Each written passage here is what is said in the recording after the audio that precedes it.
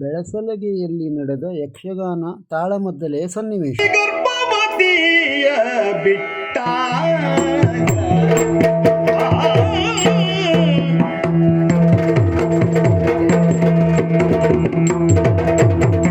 ಸತಿ ಗರ್ಭವತಿಯ ಬಿಟ್ಟ ಸತಿ ಗರ್ಭವತಿಯ ತಂದೆಯನ ಕತ್ತಿಸಿರಲಾರೆ ಮಗನ ತಂದೆಯನ ಕತ್ತಿಸಲಾರೆ ಮಗ ದ್ರಷ್ಟ ಹತಕ ಯಾರೋ ಮಾತೆ ಪತಿ ಪಾರಾಯಣೆ ಪೂತೆ ಹತಕ ಯಾರೋ ಮಾತೆ ಪತಿ ಪಾರಾಯಣೆ ಪೂತೆ ಸುತರು ತೋರಿಸಿ ವಷ್ಟ ಸುಸ್ಪಷ್ಟ ಸುತರು ತೋರಿಸಿ ವಷ್ಟ ಸುಸ್ಪಷ್ಟ ಸತಿ ಗರ್ಭವತಿ ಬಿಟ್ಟ ತಂದೆಯ ನಾಮ ಗೊತ್ತಿಸಲ್ಯಾರೆ ಕೃಷ್ಣ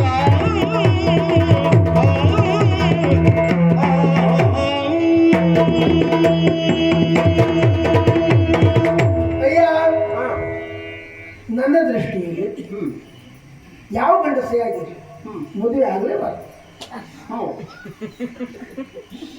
ಒಮ್ಮೆ ಆಡ್ತಾನೆ ಅಂತಾನೆ ಹೆಂಡತಿಯನ್ನೆಲ್ಲ ಬಿಡ್ಲಿಕ್ಕೆ ಹೋಗ್ಬಾರ್ದು. ಖಂಡಿತವಾಗಿ ಹೌದು. ಬಿಡುಗಿದ್ರೆ ಮದುವೆ ಆಗೋದು ಯಾಕೆ? ಇನ್ನು ಸಣ್ಣ ಪುಟ್ಟ ತಪ್ಪು ಎಲ್ಲ ಮನೆಯಲ್ಲೂ ಬರ್ತದೆ.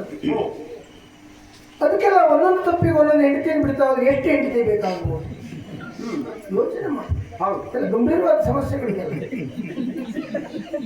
ನಾನು ಅದನ್ನು ವಿಚಾರ ಮಾಡಿದ್ದೇನೆ.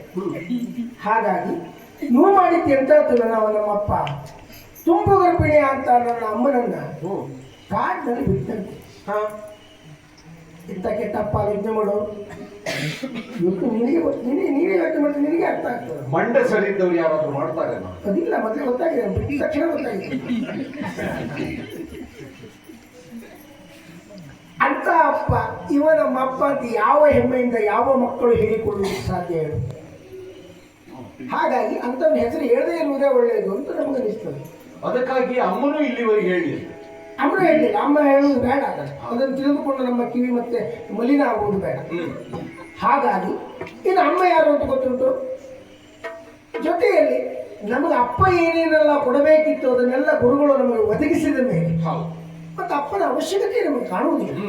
ಅಪ್ಪ ಇದ್ರೆ ಎಷ್ಟು ಬಿಟ್ಟರೆ ಅಲ್ಲ, ಇನ್ನು ಬೇಕು ಅಂತ ಬೇಕು ಅಂತ ಅಪ್ಪ ಇದ್ರೆ ಎಷ್ಟು ಬಿಟ್ಟರೆ ಎಷ್ಟು. ಅಪ್ಪ ಕೊಡಬೇಕಾದನ್ನೆಲ್ಲವನ್ನು ಗುರುಗಳು ನಮ್ಮ ಪಾರಿ ಕೊಟ್ಟಿದ್ದಾರೆ. ಹಾಗಾಗಿ ಅದು ಯಾವ ಪರಿಚಯವನ್ನು ಹೇಳುವುದಿಲ್ಲ. ಆ ಅಪ್ಪನನ್ನು ನಮ್ಮ ಮನಸ್ಸಿನಿಂದ ತೆಗೆದು ಹಾಕಿದ್ದೇವೆ. ನೀನು ಯುದ್ಧ ಮಾಡುವುದನ್ನು ಮಾಡು ಅಂತ ಹೊರಟು ಎನ್ನಲು ಕೊಂಪಿಸಿ ರಾಮನು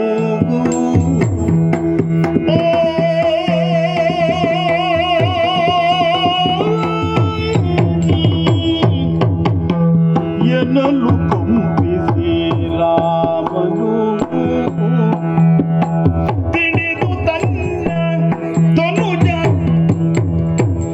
ತನುಜಾತ ಎಂಬುದನು ತಿಳಿದು ತನ್ನ ತನುಜಾತರೆಂಬುದನು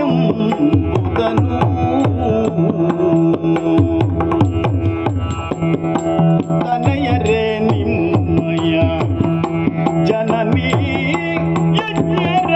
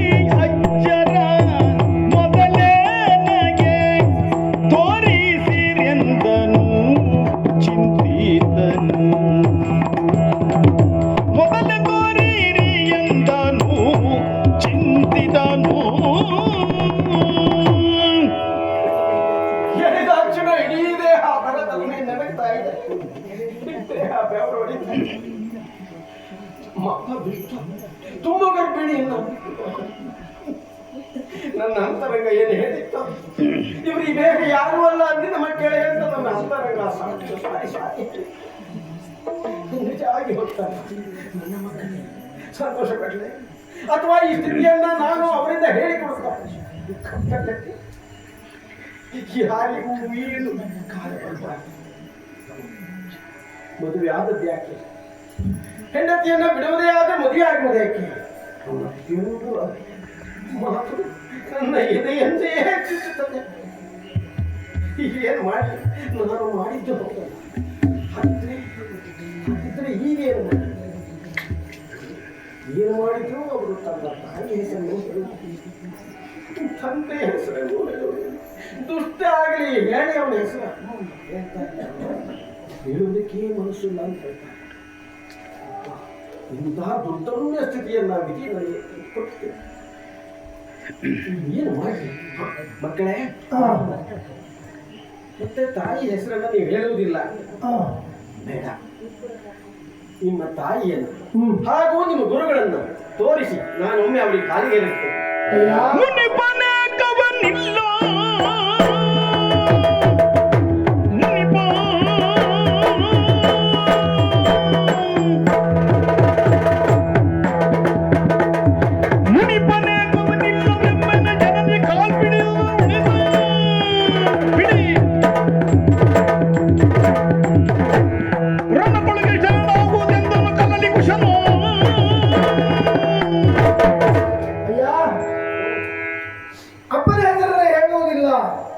ಹೇಳಿದ ಮರುಕ್ಷಣದಲ್ಲಿ ನೀನು ಕುಗ್ಗಿ ಹೋಗುತ್ತನ್ನ ಕಂಡೆ.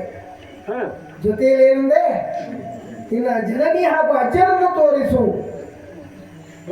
ಅಜ್ಜನನ್ನು ತೋರಿಸುವುದಕ್ಕೆ ಅಜ್ಜ ಇಲ್ಲಿಲ್ಲ, ಅವರು ಪಾತಾಳಕ್ಕೆ ಹೋಗಿದ್ದಾರೆ. ಇನ್ನು ಹೋಗಿದ್ದಾರೆ ಅಂತ ಹೇಳಬೇಡ, ಅಲ್ಲಿಗೆ ಹೋಗುವುದಾವ ಇಲ್ಲ, ತಿರುಗಾಟಕ್ಕೆ ಹೋಗಿದ್ದಾರೆ. ಇನ್ನು ನೀನು ಈ ರೀತಿ ಕುಗ್ಗಿದ್ದನ್ನು ನೋಡಿದಾಗ ನೀ ಯಾಕೆ ಅಮ್ಮನನ್ನು ಹಾಗೂ ಅಜ್ಜನನ್ನು ತೋರಿಸು ಅಂತ ಹೇಳ್ತಾ ಇದ್ದೀಯ ಅಂತ ನಮ್ಗೆ ಅರ್ಥ ಆಯ್ತು. ಅವ್ರು ಕಾಲು ಹಿಡಿದು ನಾವು ಮಾಡಿದ್ದೆಲ್ಲ ತಪ್ಪಾಯ್ತು, ಕ್ಷಮೆ ಕೇಳುವುದಕ್ಕೆ ಗೊತ್ತಾಗಿ ಹೋಗ್ತದೆ. ಆಗ ನೋಡಿ ಅಮ್ಮ ಇದ್ದಾರೆ, ನೀನು ಅವಳು ಕಾಲು ಹಿಡಿದು ತಪ್ಪಾಯ್ತು ಅಂತ ಕ್ಷಮೆ ಕೇಳುವುದಕ್ಕೆ ಸಿದ್ಧ ಅಂತಾರೆ.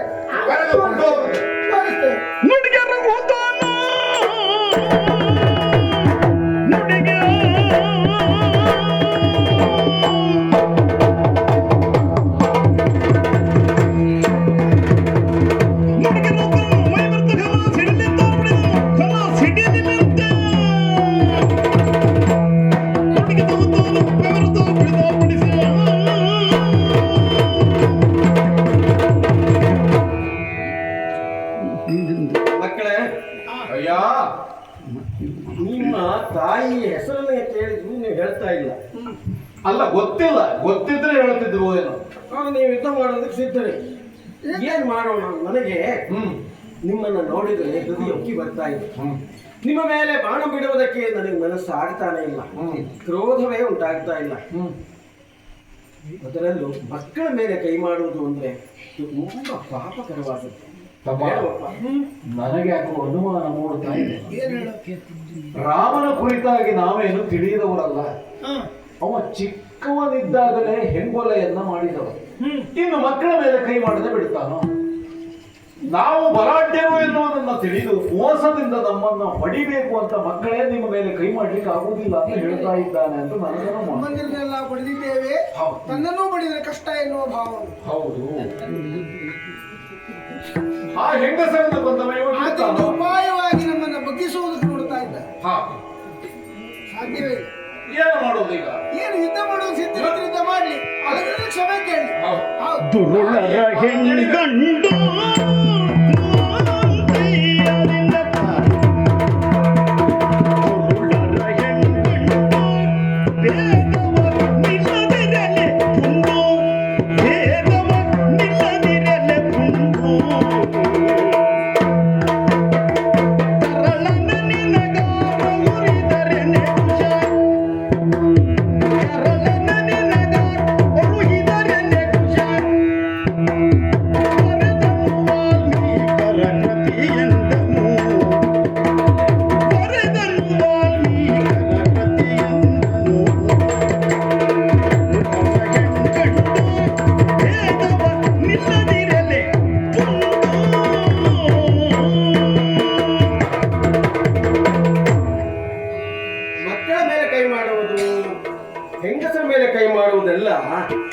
ಸರಿಯಾದ ಕ್ರಮ ಅಲ್ಲ.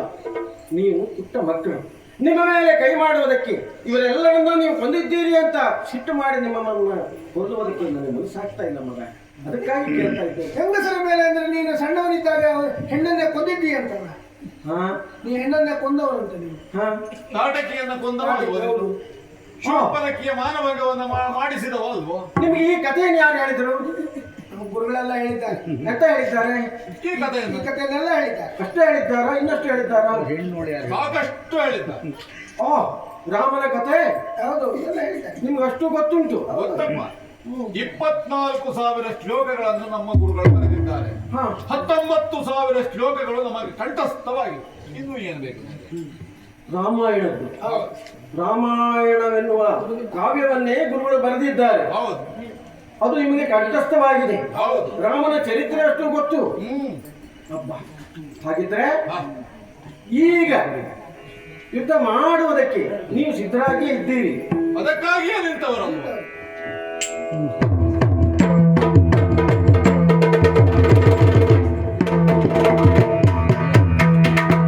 ಹೆಣಗುದಿ ಬರಿದಂತೆ ಮಕ್ಕಳು, ಹೆಣಗುದಿ ಬರಿದಂತೆ ಮಕ್ಕಳು,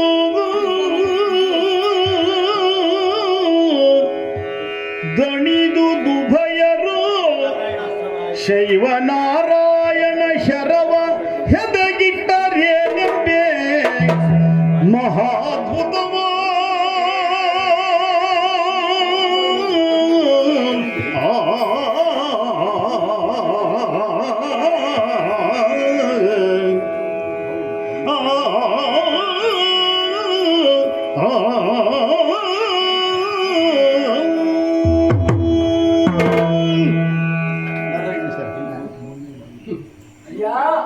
ಯುದ್ಧವನ್ನ ಮಾಡ್ತಾ ಮಾಡ್ತಾ ಅವರು ಎತ್ತಿದಂತ ಅಸ್ತ್ರ ಯಾವುದು? ಶೈವ ನಾರಾಯಣಾಸ್ತ್ರ. ನಾರಾಯಣಾಸ್ತ್ರ ನನ್ನನ್ನೇನು ಮಾಡುವುದಿಲ್ಲ, ಶೈವಾಸ್ತ್ರವು ನನಗೇನು ಮಾಡುವುದಿಲ್ಲ. ಆದರೆ ಶೈವ ನಾರಾಯಣಾಸ್ತ್ರವನ್ನ ಇವರಿಗೆ ಗುರುಗಳು ತೋರಿಸಿದ್ದಾರೆ ಅಂದ್ರೆ ಒಬ್ಬ ಸ್ಥಿತಿಕರ್ತ, ಒಬ್ಬ ಲಯಕರ್ತ. ಈ ಎರಡೂ ಶಕ್ತಿಗಳು ಸೇರಿದರೆ ರಾಮನನ್ನು ಖಂಡಿತವಾಗಿ ಹಾರಿಸಬಲ್ಲದೋ ಏನು? ಏನಾದ್ರೂ ಆಗಲಿ ನೋಡೋಣ.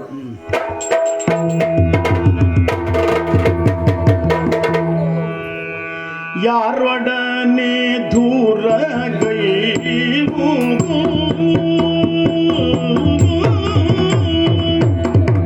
ಯಾರೊಡನೆ ದೂರ ಗೈವು, ಯಾರಯ್ಯಾರದು,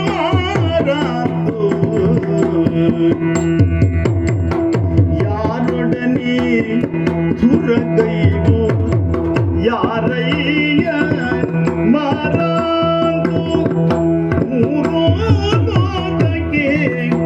ಹೊಸತಿದಾಯ್ತು, ಮೂರು ಲೋಕಕ್ಕೆ ಹೊಸತಿದಾಯ್ತು.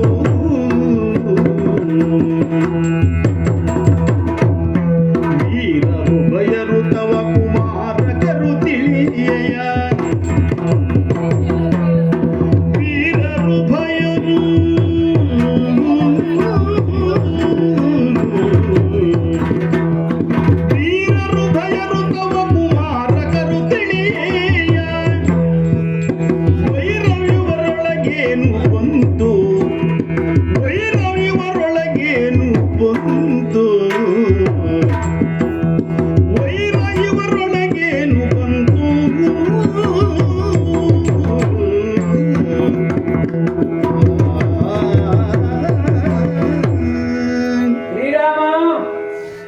ಮಹರ್ಷಿಗಳೇ, ಮಕ್ಕಳೇ, ಪರಸ್ಪರ ಹೋರಾಟಕ್ಕೆ ಸಿದ್ಧರಾಗಿದ್ದೀರಿ.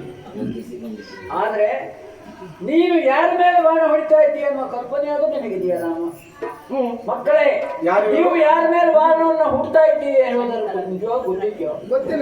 ಹಾಗೆ ಹುಡ್ತಾ ಇದ್ದೀರಿ. ಸ್ವಲ್ಪ ನೀವು ಕೂಡ ಸಿಟ್ಟನ್ನು ತಂದ್ಕೊಳ್ಬೇಕು. ರಾಮ, ಇವರು ಯಾರು ಬಲ್ಲೆಯ? ಯಾರು ಪ್ರತ್ಯಕ್ಷವಾಗಿ ಕಂಡರೂ ಕೂಡ ನನಗೆ ಅರ್ಥ ಆಗ್ತಾ ಇಲ್ಲ. ಈಗ ಎಷ್ಟೋ ವರ್ಷದ ಹಿಂದೆ 6 ತಿಂಗಳ ಗರ್ಭಿಣಿಯಾದಂತಹ ಸೀತೆ ವನದಲ್ಲಿ ಕಂಡಾಗ ಅವಳನ್ನು ಆಶ್ರಮಕ್ಕೆ ಕರೆದುಕೊಂಡು ನಾವು ಬಂದಿದ್ದೇವೆ. ನಮ್ಮ ಆಶ್ರಮದಲ್ಲಿ ಈ ಇಬ್ಬರು ಮಕ್ಕಳಿಗೆ ಜನ್ಮವನ್ನು ಕೊಟ್ಟಿದ್ದ. ನಿನ್ನ ಸಾಕ್ಷಾತ್ ಪ್ರತಿರೂಪರಂತಿರುವ ಇವರು ನಿನ್ನ ಮಕ್ಕಳು ಲವ ಕುಶ. ಅವರ ಮೇಲೆ ನೀನು ಬಾಣವನ್ನ ಇಟ್ಟಿದೆ ಅಂತ ಆದ್ರೆ ಪರಸ್ಪರ ನಿನಗೇ ನೀನು ಬಾಣವನ್ನು ಹೊಡೆದುಕೊಂಡಾಗುವುದಿಲ್ಲ.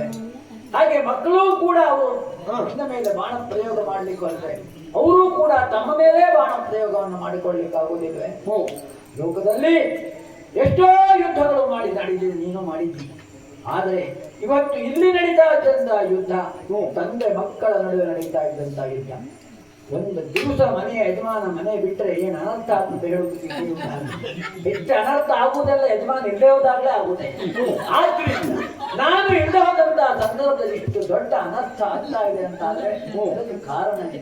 ಆದ ಕಾರಣ ನೀನು ಧನುಷರವನ್ನ ಕೆಳಗಿಳಿಸಬೇಕು. ಒಮ್ಮೆ ಕೆಳಗಿಳಿಸಲಿಲ್ಲ ಹೋರಾಡ್ತೀಯ ಅಂತ ಆದ್ರೆ ನೀನು ಜಯ ಸಿಗೋದಿಲ್ಲ, ಜಯ ಸಿಗೋದಿಲ್ಲ. ಇವರು ಕ್ಷಮಿಸ್ಬೇಕು, ಜಯ ಸಿಗೋದಿಲ್ಲ. ಸ್ವಾಮಿ ಧನುಷಭಾವ ಕೆಳಗಿಳಿಸಿ ರಾಘವ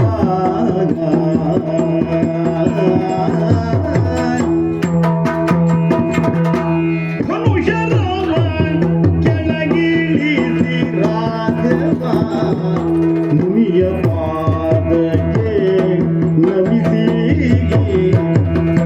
ಮುನಿ ಪದಾರ್ಥಕ್ಕೆ ನಮಿಸಿ ಹೇಳಿದ ತನುಜರಲ್ಲಿ ಕಂಠವನ್ನ ಕೇಳಿದೆ ಜನನಿ ಬೆಸರ ತನುಜರಲ್ಲಿ ಕಂಠವನ್ನ ಕೇಳಿದೆ ಜನನಿ ಬೆಸರ ಉಭಯರ ಜನನಿ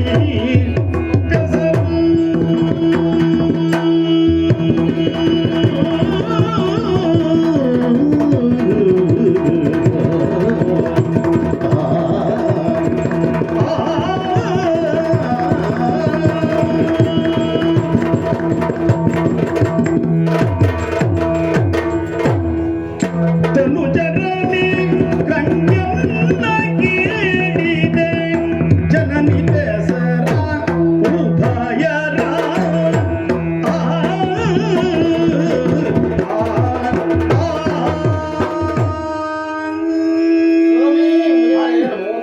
ಒಳ್ಳೆಯದಾಗಲಿ. ಸಾಷ್ಟಾಂಗ ನಮಸ್ಕಾರ ಮಾಡ್ತಾ ಇದ್ದೇನೆ. ಹಾ ರಾಮನ ಬದುಕನ್ನು ಹಾ ಒಂದು ರೀತಿಯಲ್ಲಿ ನೀವು ಉದ್ದೀಪನಗೊಳಿಸ್ತಾ ಇದ್ದೀರಿ. ಹಾ ನಾನು ಸಂಪೂರ್ಣವಾಗಿ ನಿರ್ವಿಣ್ಣನಾಗಿ ಹೋಗಿದ್ದೆ. ಮಹಾಯಜ್ಞವನ್ನ ಆರಂಭಿಸಿದ್ದವು ಅಪರಾಧವೇ ಹಾ ಅಥವಾ ಯಜ್ಞದಲ್ಲಿ ಏನು ತೊಡಕುಂಟಾಯಿತೋ ಒಂದು ತಿಳಿಯದೆ ನನ್ನವರೆಲ್ಲ ಇಲ್ಲಿ ಮಲಿಗೆ ಆಯ್ತು. ಇಬ್ಬರೇ ಹುಡುಗರು ಇಡೀ ಅಯೋಧ್ಯೆಯ ಸೇನಾ ಸಮುದ್ರವನ್ನ ನುಚ್ಚು ನೂರು ಮಾಡ್ತಾರೆ ಅಂತ ಆದ್ರೆ ಇದೆಂತಹುದು? ಅದೇ ನನ್ನದೇ ಮಕ್ಕಳು, ನನ್ನ ಮಕ್ಕಳು ಅಸಮಬಲರು ಅಂತ ಆಯ್ತಲ್ಲ. ಅಷ್ಟರ ಮಟ್ಟಿಗೆ ನೀವು ಅವರನ್ನು ಸಿದ್ಧಗೊಳಿಸಿದ್ದೀರಿ. ಸ್ವಾಮಿ, ಮಕ್ಕಳು ಹೇಳಿದ ಹಾಗೆ ನಾನು ಕಡುಪಾಗಿ ಗರ್ಭಿಣಿ ಮಡದಿಯನ್ನ ಬಿಟ್ಟಂತಹ ಪಾತಕ ನನ್ನನ್ನು ಹಾಗೆ ಸುತ್ತಿಕೊಳ್ಳುತ್ತದೆ. ಅದರಿಂದಲೇ ಎಲ್ಲ ಪರಿಸ್ಥಿತಿ ನನಗೆ ಉಂಟಾಗಿದೆ ಎನ್ನುವುದು ಸ್ಪಷ್ಟ ಆಗ್ತಾ ಇದೆ ಸ್ವಾಮಿ. ಆದರೆ ಇಷ್ಟು ಮಕ್ಕಳನ್ನ ಕೇಳಿದೆ, ನಿಮ್ಮ ತಾಯಿ ಹೆಸರು ಹೇಳಿ, ನಿಮ್ಮ ಗುರುಗಳು ಯಾರು ಹೇಳುವುದನ್ನು ಹೇಳಿ, ನಿಮ್ಮ ತಂದೆ ಯಾರು ಹೇಳಿ. ಅಪ್ಪನ ಹೆಸರು ಹೇಳುವುದಕ್ಕೆ ಸಾಧ್ಯ ಇಲ್ಲ ಅಂತ. ಅಮ್ಮನ ಹೆಸರನ್ನು ನಾವು ಹೇಳುವುದಿಲ್ಲ, ಅವಳ ಹೆಸರು ಅಮ್ಮ ಅಂತ. ಹಾಗೆ ಕರೆದಿದ್ದೆ, ಹಾಗೆ ಮಾಡಿದ್ದೇವೆ. ಹಾಗಿದ್ರೆ ನಾನು ಇವರ ಮೇಲೆ ತೊಡಗುವಂತ ಯುದ್ಧ ಮಾಡುವಂತ ಪರಿಸ್ಥಿತಿಗೆ ಬರ್ತಿರ್ಲಿಲ್ಲ. ನಾನು ಯಾರು ಇಲ್ಲದೆ ಸಂದರ್ಭ ನೋಡಿ ಸಿಗ್ತೆ ಅಂತ ಕರೆಯೋದು. ಅಷ್ಟು ಗುಟ್ಟಾಗಿಟ್ಟಿದ್ದೆ ಸ್ವಾಮಿ, ಬಹಳ ಸಂತೋಷ ಆಯ್ತು. ನನ್ನ ಜೀವನ ವಿರಹದಲ್ಲಿಯೇ ಕಳೆದು ಹೋಗ್ತದೆ ಅಂತ ಮಾಡಿದ್ದೆ. ನನ್ನ ಮಡದಿ ಜಾನಕಿ ನನಗೆ ಸಿಗ್ತಾ ಇದ್ದಾಳೆ ನಿಮ್ಮಿಂದ, ನಿಮ್ಮ ಕೃಪೆಯಿಂದ ಅಂತ ಆಯ್ತಲ್ಲ. ಅಷ್ಟು ಮಾಡಿದ್ರೆ ಸಾಕು. ಮಕ್ಕಳನ್ನ ಒಮ್ಮೆ ಕಂದ ಬಾಬಾ ಕುಶ ನಿಲವ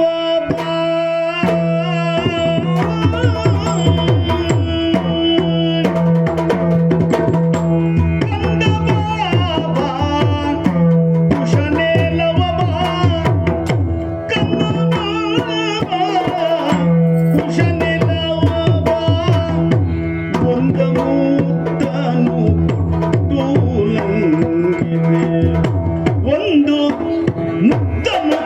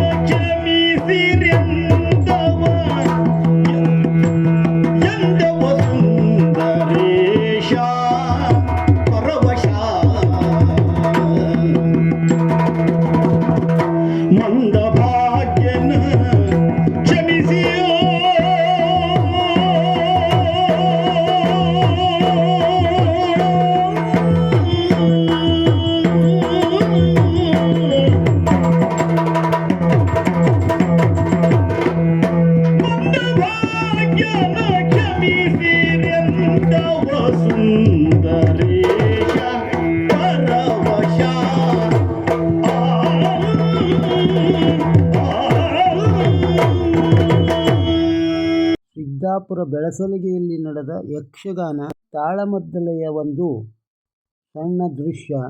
ಈ ವಿಡಿಯೋ ಇಷ್ಟವಾಗಿದ್ದರೆ ಒಂದು ಲೈಕ್ ಕೊಡಿ, ಇದನ್ನು ಇತರರಿಗೂ ಶೇರ್ ಮಾಡಿ. ನಮ್ಮ ಚಾನಲ್ಗೆ ಸಬ್ಸ್ಕ್ರೈಬ್ ಆಗದೇ ಇದ್ದರೆ ಸಬ್ಸ್ಕ್ರೈಬ್ ಆಗಿ. ನಮಸ್ಕಾರ.